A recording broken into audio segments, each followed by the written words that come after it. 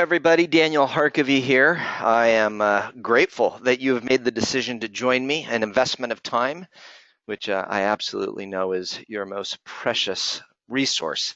My desire is to add some real value to you in the moments ahead. Today, I'm going to be talking about leadership, and really, I think that there's an opportunity for myself as well as each and every one of you to improve your leadership. And today I want to talk about how we leaders can address the challenges of a modern leader. I think there have been some pretty significant changes to the environments in which we lead.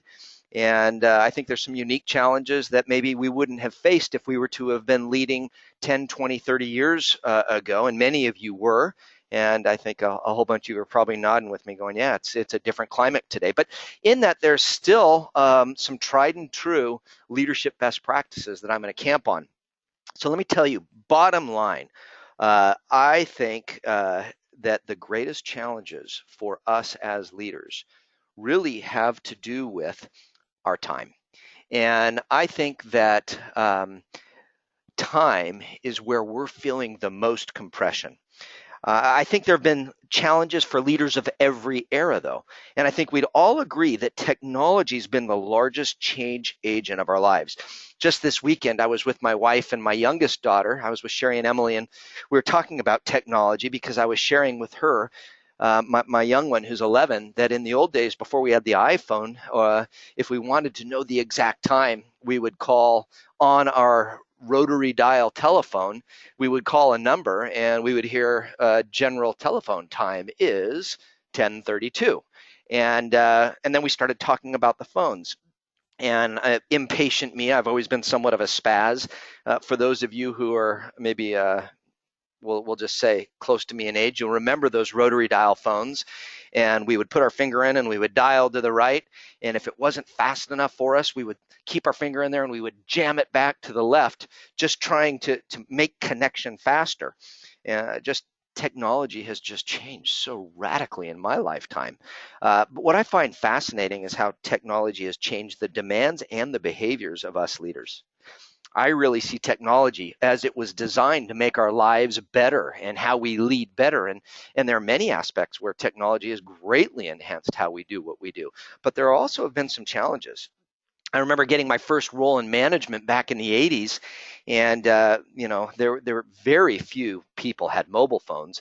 The big advancement was the pager. It was that big box-sized thing that we'd carried on our side, and that really changed how a lot of us interacted, how we connected with our teammates, how we sold, how we led, because that thing would go off, and in the midst of a conversation, beep, beep, beep, or vibrate, and we'd run over, we'd drop our 2 dimes into a payphone, and we would disrupt one conversation in the pursuit of another. We were in that moment responding differently than we had in years past.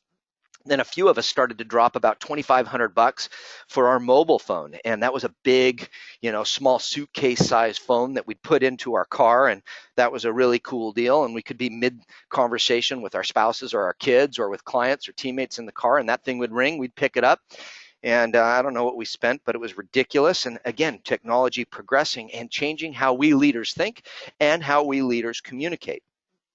But I really do look at that pager, and I think that's when the real behavior change started. If you wanted input, if you wanted an answer or decision before the pager, you would write a letter. You'd pick up the phone and have a conversation. You get up off your butt, walk over across the building and have a conversation, or you jump into a car and you'd go drive to the other office or get together for a cup of coffee or for a meal. And I think the pace of leadership, it just enabled us to better connect. It enabled us to think more. It enabled us to ponder and to explore. There was really more time for us as leaders to collaborate with our teammates. Today, email, for many of you, it's too slow. Many leaders are no longer using email as their preferred means of communication, and they're texting because we've got to be fast. We've got to be faster. We need input and answers faster. And I think what's at stake is really deeper connections.